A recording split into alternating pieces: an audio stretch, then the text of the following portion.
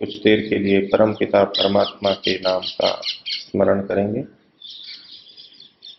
और ईश्वर से प्रार्थना करेंगे। श्वास भरें।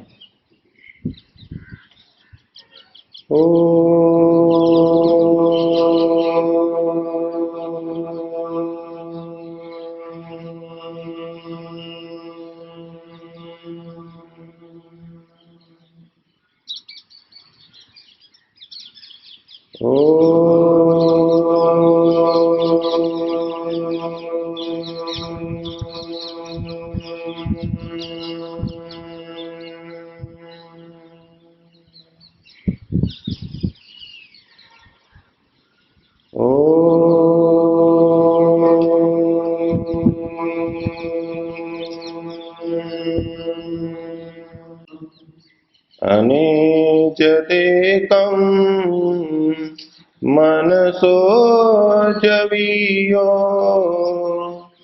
नैनस्तेवा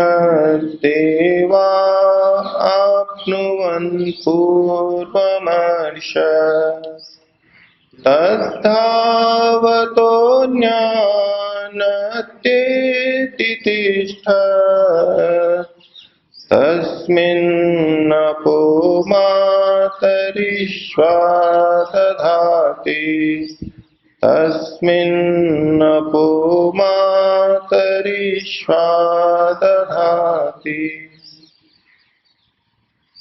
समुपस्थित सज्जनों, माताओं एवं ब्रह्मचारिका, हमारा ईशोपनिषद का प्रकरण चल रहा है। आज हम ईशोपनिषद के चौथे मंत्र पर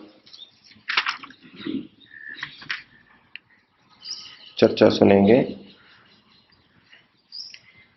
पिछले मंत्रों में मनुष्य को कर्म करने की प्रेरणा दी गई और कहा गया कि हमें आत्महंता नहीं बनना है, हमको प्राण पोषक, मात्र प्राण पोषक नहीं बनना है। मनुष्य को कर्म की प्रेरणा देने वाला ईश्वर क्या कर्म से युक्त है? क्या उसमें भी कोई गतिविधि होती है? ईश्वर चलायमान कंपन से युक्त नहीं है। जो ईश्वर हमें कर्म करने की प्रेरणा दे रहा है वह ईश्वर कंपन से रहित है, उसमें कोई कंपन नहीं है, उसमें कोई गति नहीं है। गति सदैव एकदेशी वस्तु में हो सकती है, जो सर्वव्यापक है उसमें कोई गति संभव ही नहीं है। तो परमात्मा न चलता हुआ न कांपता हुआ भी, आगे कहा मनसोचवीय, लेकिन वो मन से भी तेज गति वाला है। वो चलता नहीं है, कांपता नहीं है, न कांपता हुआ भी न चलता हुआ भी मन से तीव्र गति वाला है। और एकम, वो एक ही है, अनेक नहीं है। उपनिषद में भी और वेदों में भी अनेकत्र इस विषय की स्पष्टता की गई है कि परमपिता परमात्मा केवल एक है, 2, 3 या 5, 10 नहीं है। तो ये न कांपने वाला, न कांपता हुआ एक परमात्मा मनसो जवीय, मन से भी तेज वेग वाला है।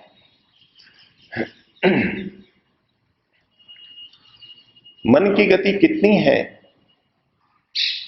इसको सामान्यतः हम नहीं समझ सकते, लेकिन हमको इतना तो बोध होता है कि मन की गति बहुत तीव्र है, बहुत तीव्र गति से ये विभिन्न विचारों को करता है, तीव्र गति है। हमें अनुभव में आ सकता है कि मन से बढ़कर के तीव्र और कोई नहीं है। मन की गति के बारे में दो दृष्टियों से विचार किया जा सकता है। एक तो ये कि मन हमारे शरीर में ही रहता है और शरीर में रहते हुए वो विविध क्रियाओं को करता है। हमारे शरीर में विद्यमान तंत्रिका तंत्र, संवेदी तंत्र और क्रियावाही तंत्र, तंतु, इन सब के माध्यम से मन गति करता है, विभिन्न संवेदनाओं को लेता है, विविध प्रेरणाओं को देता है। मन एक स्थान पर रहते हुए भी नाड़ी तंतुओं के माध्यम से प्रेरणाएं देता है और संवेदनाएं लेता रहता है। तो इस दृष्टि से देखें तो जो नाड़ी तंतु में आवेगों की गति होती है, उसी को हम मन की गति के रूप में विचार सकते हैं, मान सकते हैं। नाड़ी तंतुओं में एक छोर से दूसरे छोर गति होती रहती है। जैसे ही अंगूठे पर किसी कंकड़ ने या कांटे ने स्पर्श किया, उसका बोध हमें मस्तिष्क में हो जाता है। तो ये संवेदना जो पैर के अंगूठे से लेकर मस्तिष्क तक पहुंची, वो वेग से पहुंची, बड़ी शीघ्रता से पहुंची। आधुनिक शरीर क्रिया विज्ञान की दृष्टि से देखें तो इन नाड़ी तंतुओं में आवेग की गति अलग अलग जगह है, अलग अलग प्रकार की कोशिकाओं में भिन्न भिन्न होती है। तो कम से कम 36 मीटर प्रति सेकंड होती है और अधिक से अधिक 120 मीटर प्रति सेकंड होती है। अब ये शरीर हमारा 2 मीटर के लगभग का होता है, तो 1 सेकंड से भी कम समय में एक स्थान से दूसरे स्थान पर हमें संवेदना मिल जाती है। यदि हम तंत्रिका तंत्र की गति को, इसकी तीव्रतम गति को ही मन की गति भी मान लें और इसकी गणना करें कि 1 सेकंड में 120 मीटर आवेग चलता है, संवेदना चलती है, तो 1 मिनट के अंदर 7200 मीटर गति करेगा, अर्थात 7 किलोमीटर और 200 मीटर, अर्थात 7.2 किलोमीटर प्रति मिनट की गति से अधिक इस तंत्रिका तंत्र में हो सकती है। और इसको यदि हम 1 घंटे में बदलें तो 432 किलोमीटर प्रति घंटा की गति प्राप्त होती है। हम बसों में, रेल में चलते हैं, इनकी गति भारत में तो 80, 90, 100 या 150 होती है। विदेशों में सुनते हैं 300, 350, 400 भी होती है, लेकिन बहुत तीव्र होती है वो गति। वायुयान भी 300, 350, 400, 450 की किलोमीटर प्रति घंटे की रफ्तार से उड़ते हैं। युद्धक विमान तो उससे भी बहुत तेज गति से उड़ते हैं, दुगनी तिगनी गति से उड़ते हैं। तो इस दृष्टि से मन की गति से अधिक गति और भी वस्तुओं की हमको दिखाई देती है, लेकिन हमारे शरीर के अंदर भी काफी तेज गति से इसकी क्रियाएं चलती हैं। मन की गति को दूसरी दृष्टि से देखें, जैसा कि प्राय व्यक्ति चिंतन करते हैं कि मन अभी यहां पर है, अर्थात मैं इस विषय में सोच रहा हूं, अपने शरीर के बारे में, अपने बारे में, अपने घर के बारे में सोच रहा हूं, तो मन यहां पर है। इसी समय यदि मैं सैकड़ों हजारों किलोमीटर दूर के किसी स्थान के बारे में सोचूं तो उसी समय सोच लेता हूं। यहां बैठा बैठा कुतुब मीनार के बारे में सोच लेता हूं, यहां बैठा बैठा कन्याकुमारी के बारे में सोच लेता हूं, उसी क्षण उसको सोच लेता हूं। अमेरिका के बारे में सोच सकता हूं यदि कोई वहां गया है तो। इस दृष्टि से कई जने मन की गति को बहुत तीव्र मानते हैं और पृथ्वी के भूमंडल पे, पृथ्वी के अनेक क्षेत्रों पे बात छोड़ दें, हम यहीं बैठे बैठे सूर्य का स्मरण करें तो तत्काल हम सूर्य का स्मरण कर सकते हैं। और उससे दूर के तारों नक्षत्रों का स्मरण करें जो कि हमारे सौरमंडल से भी बाहर हैं, उनको भी हम तत्काल इस मन में ला सकते हैं। इस दृष्टि से भी कई जने गणना का प्रयास करते हैं और वो मानते हैं कि मन उसी क्षण उन स्थानों पर पहुंच जाता है। किसी यौगिक सिद्धि में ऐसा होता हो तो अलग बात है, लेकिन सामान्यतया हमारा मन तो यहीं पर ही रहता है, हमारे शरीर में ही रहता है। हम केवल उस स्थल की स्मृति करते हैं। यहीं रहते हुए हम सूर्य का स्मरण कर लेते हैं, यहीं रहते हुए हम ध्रुव तारे का स्मरण कर लेते हैं। इस पृथ्वी पर भौतिक विज्ञान की दृष्टि से प्रकाश की गति को सबसे तीव्र माना गया है, 3 लाख किलोमीटर प्रति सेकंड। यदि सूर्य के पास मन तुरंत चला जाए, सूर्य का प्रकाश भूमि पर आने में लगभग 8 मिनट लगते हैं, तो मन तो उसी क्षण वहां पहुंच जाता है। और सूर्य को छोड़ें, अन्य सौरमंडल के तारों की बात करें, वहां भी यदि हम तत्क्षण पहुंच जाते हैं, वहां से तो प्रकाश को इस पृथ्वी पर आने में हजारों प्रकाश वर्ष, लाखों प्रकाश वर्ष लग जाते हैं।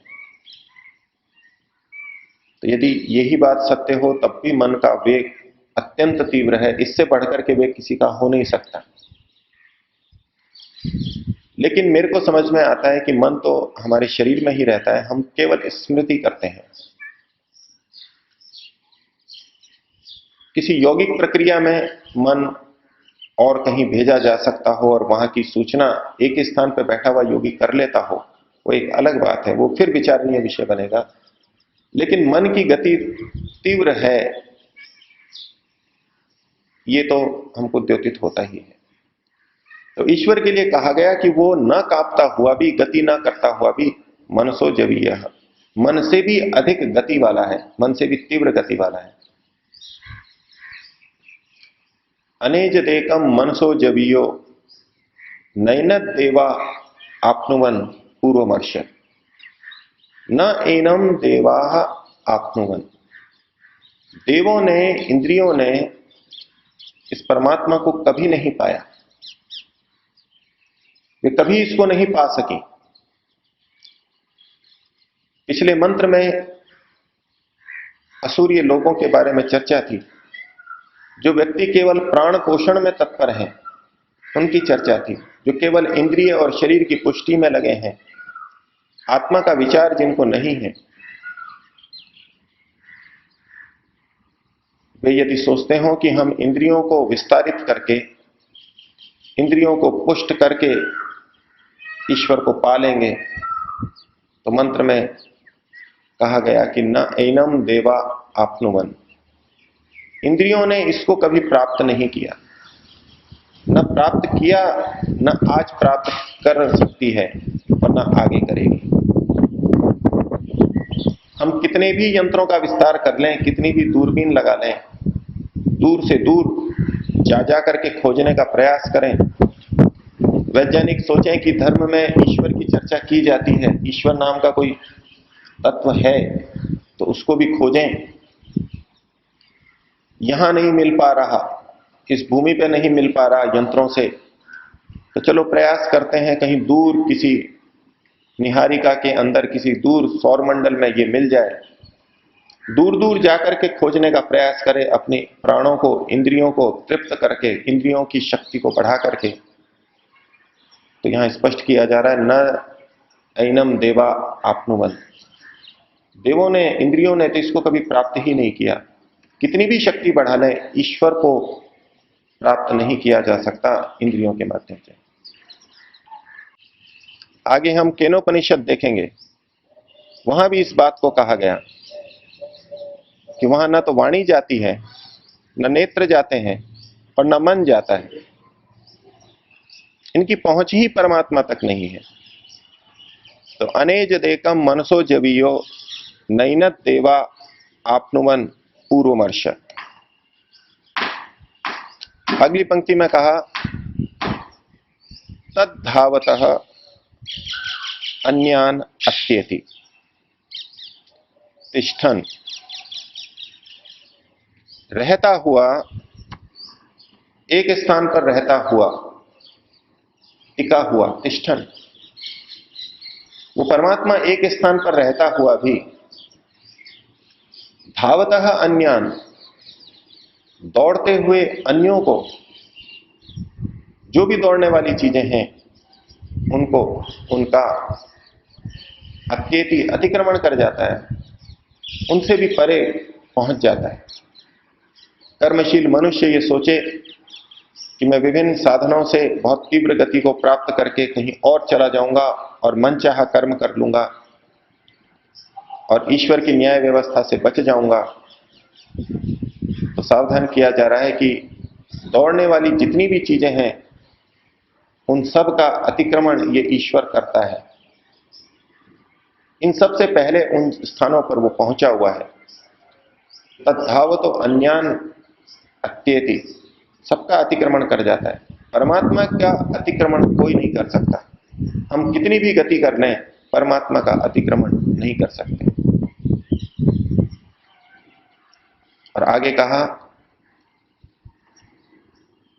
तिष्ठत तस्मिन् नभो मातरिश्वा ददाति। मातरिश्वा अर्थात जीव, जीवात्मा अपह, कर्मों को उसी परमात्मा में, तस्मिन् दधाति, धारण करता है, विभिन्न कर्मों को करता है।